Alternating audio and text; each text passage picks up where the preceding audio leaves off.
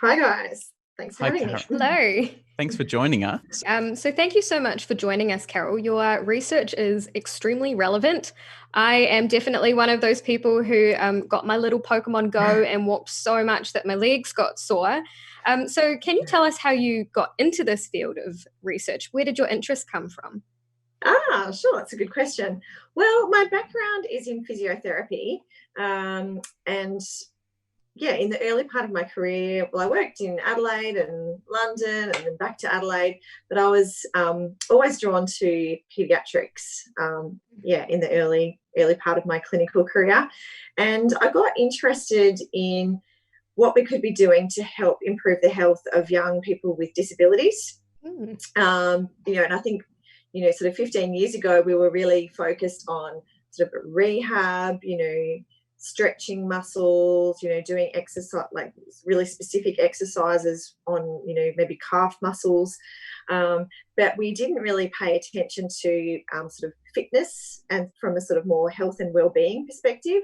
And Mm. so it was my interest in that kind of brought me back to university to do a PhD focused on physical activity in kids with disability, and really through that, it became pretty apparent that there was no point in developing a program for exercise that sort of was one-on-one, because even if it worked really beautifully, it would be too expensive to ever do once I'd stopped doing it as a student. So, technology seemed like, sort of the best way of developing a program that kind of has the ability to live on, because once it's developed, it can be quite cheap.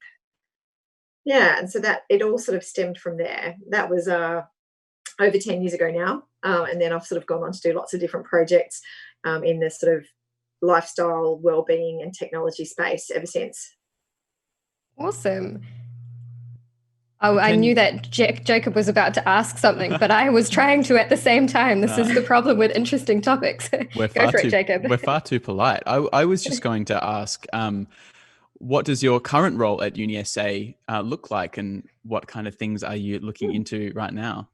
Sure. Okay. So, yeah, so since I did that PhD about 10 years ago, I've been working as a researcher at the uni, and sort of gradually been able to win some funding, which has allowed me to run a bunch of different research projects, kind of in this space of people's lifestyle and health and well-being. So, um, you know, childhood obesity, diabetes, cardiovascular disease, and what we can actually do to help people improve their lifestyle patterns.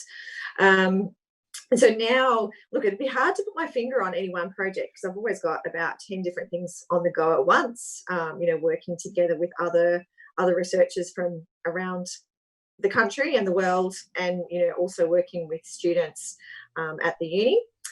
So yeah, a whole bunch of different things going on, in the space of wearables, developing apps, using artificial intelligence. Do you have Um, you one know, that you feel is a particular favorite, or you just recently found something really ooh. interesting from it? Well, yeah, one that's a bit of a pet project at the moment is we did a really neat study using artificial intelligence to try to kind of replicate the experience of seeing a dietitian and exercise coach. Ooh. So, basically, like the vast majority of Australians really don't have a great lifestyle. 2/3 of adults are overweight and obese. Um, about less than 1 in 10 actually meets the dietary guidelines. Mhm. So, most people would actually benefit from some help to improve their lifestyle, but the health system just could not possibly afford to offer, dietitian and physiotherapy services to all the people who need Mm. it. So we were interested in, well, can we like use artificial intelligence software to create a like digital health coach that can kind of replicate that experience for people. And we ran a really neat sort of proof of concept study that got great results, like where we really dramatically improved people's weekly activity levels and also their diet quality. So I would really love to do some more work in that space. You know, I really think sort of the sky's the limit. That's really interesting, because that's that focus on artificial intelligence being used because we can't necessarily afford the healthcare that we require isn't really, I hadn't thought of that. I'd always thought of it more from the perspective of I'm lazy and that's why I need a game to help me exercise. Well, and I do find quite a lot of people are a bit like, oh, will that replace people's jobs? But I just think there is so much unmet need. You know, it's not about trying to replace people's jobs, but it's more about trying to get services to all these people who just don't qualify for services under our current health system. Because the health system really is pretty much just focuses on helping people who are already quite sick, rather than helping keep people healthy in the first place to avoid getting sick. Yeah. So there's a really huge unmet need there. This feels very personal to me, because my research was in hay fever, and a lot of what I had heard from feedback was, yeah, but it's not fatal, so why should we care? But that preventative approach is going to benefit the most amount of people if we absolutely. Well, the thing too is that actually having a poor lifestyle is fatal. Everything's fatal eventually. But you know, having a poor lifestyle really shortens people's lives by years. Years. So the problem is that it just doesn't seem urgent enough. You know, because actually it's cumulative over many years. So even though you know, having low levels of physical activity and high levels of screen time and so on actually like has a really big impact on shortening people's lives and also making them sick for probably the last couple of decades of their lives, because it kind of builds up slowly. It just doesn't have that same appeal as something, you know, a more immediate health problem. Yeah, absolutely. And I can see that would be such a difficult thing to change the idea of society's view on it as well. But is there something that you find specifically challenging about your research outside of what people view as necessary? Yeah, sure. I guess the big challenge is it really is hard to help people make lasting changes to their lifestyle. It's quite amazing how fixed people can be in their lifestyle. You know, and I think, you know, anyone can relate to that. Like, you know, you can try to sort of adopt a new health habit, but often it sort of goes by the wayside after a couple of months. You know, but that's not to say, you know, it's not possible. It is possible. I mean, and I think times like you know, the last few months where, you know, we're all going through quite major changes in our lifestyle, you know, that makes it really apparent to us that, yeah, actually, you know, it is possible to change lifestyle. Things like isolation come along and very much change it for us. But yeah, it's not an easy area to work in. And you touched a little bit on this already in that last response, but do you think there are particular reasons or common reasons why people find this difficult, like looking after their health and well-being and changing? I guess you've already touched on changing lifestyles is difficult, but changing why habits is hard. Yeah. I mean, why is that so difficult for us? Well, look, I think some of it is people aren't sure what they should be doing in some cases, especially probably with diet, perhaps more than physical activity. You know, I think with physical activity, we generally know it's good for us, and the challenge will be we feel like we don't have time. You know, we have busy lives, and you know, it feels like physical activity is something that has to be done on top of everything else. But then, you know, interestingly, we've done a few studies where you know, say like the coronavirus period, where, you know, people suddenly do have more spare time. You know, another study that we did a couple of years ago, we followed people as they were transitioning from work into retirement.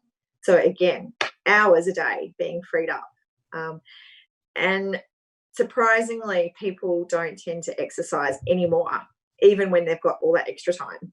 So that kind of really suggests, okay, probably time isn't the obstacle that we think it is. There are other things going on, which is probably more around, how motivated people really are to do it. And I think that comes back to enjoyment of activity.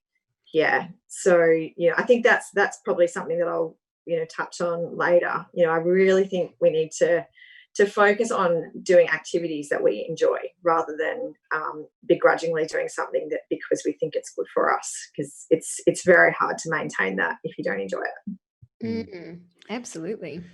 I've definitely been guilty of using the time excuse myself, and that's just to myself, just to justify it in my own head. But I don't even have to tell it to someone else. I'm like, oh, you don't have time today. You just watch one more show.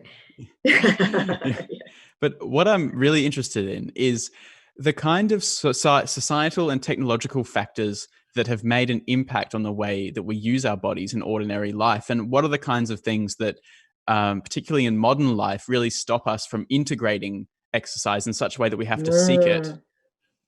Yeah. I mean, that's a perfect way of putting it.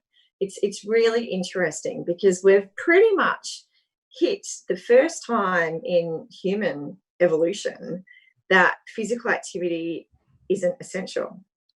We had to be active to survive in the past.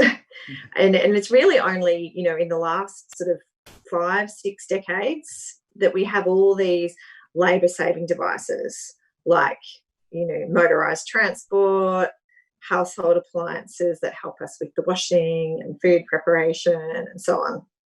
So, we've hit a very interesting point in human evolution where we actually now need to make the choice to be physically active because we don't have to do it anymore. So I think it's interesting because I think actually a lot of young people are doing a great job with making good choices around physical activity. Like if I look at the uni students who I work with now, so people who are in their late teens, early 20s, a lot of them are members of gyms and really quite fit. If I compare that to when I went to uni 20 years ago, being a member of a gym was not really a thing for uni students. That wasn't part of that phase of your life. I think you maybe thought of it as something that older people did. So, I think we are seeing a change where people are, more conscious of building, exercise into their lives because they know it's good for them. But unfortunately, it also means that some people are getting left behind. So, we're starting to see a widening gap in the activity levels, where we're probably people who are well educated and well off are, as fit or probably fitter than ever before. But then the more disadvantaged groups, their activity levels are lower than ever.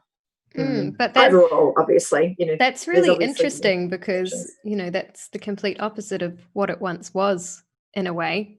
Yes. So it is. Yes. If we look around the world, that is very true. So basically, you see the opposite pattern in poor countries where it's the poorest people who are most active because they don't own cars and they tend to do like jobs that involve more physical labor. Whereas, then in wealthy countries like Australia, it's the well-off people who are going out of their way to be active because they know it's good for them.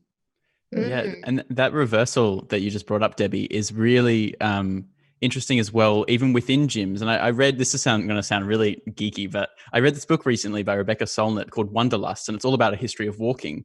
And toward the end of the book, she talks about her experience going to gyms and notes that within gyms, so many of the exercise machines are modeled on physical labor. And, so like things where you pump water or, and like even weights, and they're all things that used to be very much integrated into industrial life and particularly working class life. And so, as you said, it's now these extremes have switched and now we pay to go and do these movements and things because it's not part of our everyday lives. It was really interesting. Mm-hmm. Yeah.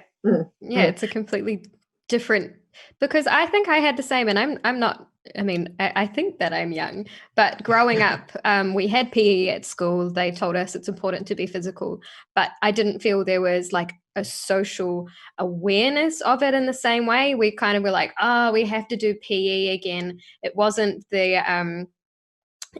instilled into me growing up that was something important, not like wash your hands, for example. And so what you were saying about fun really resonated to me, because I grew up listening to do this thing because it's convenient. And I don't want to pull 100 water bottles of whatever. Uh-huh. I want to catch Pokemon. So, but fun is so subjective. So how do you research something like that to bring people the fun in their activity? Sure. Well, I mean, I think most people can find something, an activity they do enjoy. So, you know, for some people it might be, you know, playing footy with their kids at the park, Mm-hmm. or it might be, you know, catching up with a friend and just going for a nice, you know, leisurely bike ride along the river, or, you know, going for a walk and having a coffee. You know, there are actually, you know, I don't think it has to be vigorous. Mm-hmm. You know, vigorous is great. Vigorous is really good for you. But, you know, a lot of people don't enjoy the sensation of vigorous activity. So, you know, I think if people can just aim to do moderate activity and do it in a way that they can build it into their lives, you know, so that's another aspect. You know, you really do need to try to make a conscious habit of it. Mm-hmm. You know, you're better off doing that than sort of setting unrealistic expectations around an activity that actually doesn't make you happy. That really reminds me of a concept I was reading about the other day, which was called binge exercising. Where just basically, maybe it would be like 1 week you're super motivated, you go full out to the point where you're left sore, and then you just kind of forget and don't do anything for months and months. And it's the habit that you're talking about that I think, for me at least, I'm like, I know that's the thing that I find the hardest. So that's something that I need to change. But what do you think, what do you at least hope other people are going to take away from this in a practical sense from your research? Well, I mean, I think a really interesting opportunity that comes out of this coronavirus period is this is a good moment to kind of reevaluate some things in your life. You know, for one thing, we do tend to have a bit more spare time on our hands at the moment. And it's also a time where some of our daily responsibilities have been reduced. And also some of the things that kind of give our day structure have in some cases been taken away, you know, with work from home or, you know, reduced work. Certainly for parents like me, you know, there's a lot less, you know, shipping our kids around to extracurricular activities. So, you know, we have a bit more time on our hands where we can actually, you know, think about, well, how am I going to build some time for exercise into my day? So I'd really recommend that, you know, people try to give themselves a routine, even if they don't have it imposed on them by external forces at the moment. Give yourself your own routine where you're getting up at a regular time, you know, build some exercise into your day early.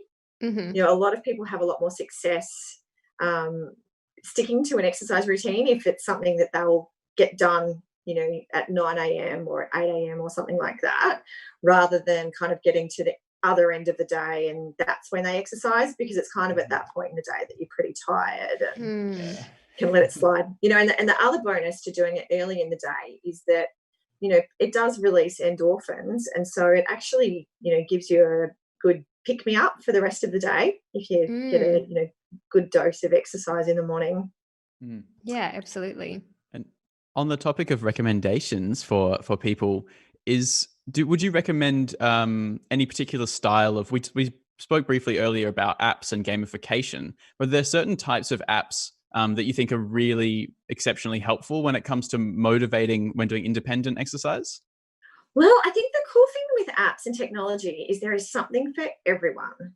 Like, you know, that there are so many different options. There are heaps of YouTube channels that have guided, you know, workout sessions for all different interests, you know, yoga, stretching, high intensity. You know, there's lots of classes that are being delivered via Zoom at the moment, you know, which takes out, you know, some of the barriers like transport and, you know, reduces the time commitment. You know, a lot of those activities have come and try sessions so that you're not kind of committed. You can give it a go and see if it works for you. Then there's, you know, active gaming. So, you know, video gaming, Wii Fit, all that kind of stuff. And of course, the much, you know, next generation of that, you know, more sort of virtual reality headsets and so on, you know, that can be, you know, excellent workouts and, you know, really motivating and actually really distracting because they're so immersive. So this is another area of research that I'm interested in exploring. You know, the use of virtual reality for exercise, you know, seems quite promising because you sort of get swept away in this virtual environment. And so it takes people's mind off the kind of physical discomfort of exercise. And so people actually report that they enjoy a workout more. And we actually know that they exercise harder without realizing it. So, you know, so I think video gaming has lots of great options. And then another option is apps. So there are so many different types. You know, there's a whole bunch of ones that are kind of GPS based, you know, like the Strava, Runkeeper, Map My Walk, that kind of thing, where you can be tracking, you know, how far, how fast. You know, most of those have social features, so you know, you can join it with friends and sort of have a bit of friendly rivalry going on. Then there are other sort of more gaming style apps as well, and guided workouts. And then there's wearables as well. So, you know, I think a lot of people really do find wearables are quite good. You know, just the sort of simple step counter there on your wrist. You know, most people increase their activity levels quite a lot, you know, with a wearable. So, yeah, heaps of options. I think I would definitely exercise a lot harder if I thought I was fighting a dragon. So I'm very interested. Just back to what you were saying with the Zoom lessons being on Zoom now. Has anything surprising come up? Is there anything you've noticed that surprised you just because we went into this pandemic and everyone tried to change things so fast? I think it's pretty cool how people have embraced technology. You know, I think people who might not have used it before are doing it now, sort of out of necessity, and realizing actually it's got some nice advantages. So yeah, certainly I know of some friends and so on that, you know, aren't planning to restart a gym membership, but they're going to keep, you know, an online membership going instead. So, you know, yeah, so there are some advantages coming out of it. That's really interesting. And before we let you go, because I can't believe how quickly this chat has gone, we would love to know what's next for you. Are there any new projects, new areas of research coming up in the next little while? Well, we had like a really neat project that we just started before coronavirus kicked in. So it was looking at people's activities, so like their daily activity level, sleeping patterns, diet, well-being and weight gain, measuring it daily for a whole year. And we had just recruited some people for that study when coronavirus set in, and it put a major spanner in the works for what we were interested in, because basically we were interested in how do these things vary depending on season, you know, cultural festivities like Christmas, Easter, you know, weekday versus weekend, you know, looking at it in much closer detail than has ever been done before. And coronavirus has come along and really mucked up that data, because obviously right now, you know, the changes that we saw from March to May probably reflect coronavirus rather than reflecting, or changes across autumn. So I'm looking forward to being able to restart that study when life returns to normal. Oh, but a cool thing from that is that we have actually been able to track how those things have changed because of coronavirus. And surprisingly, it hasn't been as doom and gloom as we've probably been led to believe. So in the people that are in our study that are all from Adelaide, we saw no measurable change in their well-being. Wow. That's amazing. Yeah. We haven't seen any weight gain because there's been, some international data that, talked about how much everyone was going to become obese. The only change really that we've picked up is that people seem to be drinking a bit more alcohol. And so that's been interesting. I think, that those results are kind of heartening because, obviously, there has been a lot of kind of emphasis on, the bad things that have come out of coronavirus and, some experts predicting there's going to be increases in suicide and, that will be far worse than the deaths from coronavirus itself and that sort of thing. I wouldn't say, just based off our study, well, that's not right, but I guess our results really would suggest that it's actually people perhaps are more resilient than we think, and and maybe some of the negative effects of coronavirus are actually being kind of weighed up with some of the positives, that we're not so stressed because we're not racing around trying to maintain this, kind of rat race lifestyle. So, I think it probably suggests, okay, well, people are actually pretty resilient. So, once we get through this, let's try to take the positives from it as well. Yeah. What good things have we learned from this period that we can carry forward, as life does kind of return to normal? Absolutely. And on that note, because you have given us a nice positive thing to end with, if people want to know more about your research, where can they find you? Well, probably it would be easiest just to contact me via the uni. So if you Google me, Carol Maher, you'll get my uni page and send an email. I'd love to hear from you. And I think our chat moderator is going to be posting some information down in the chat as well. But thank you so much, Carol. We've really appreciated you coming on our program this afternoon. Pleasure, guys. Thanks for having me. Thank you. See you later. Bye.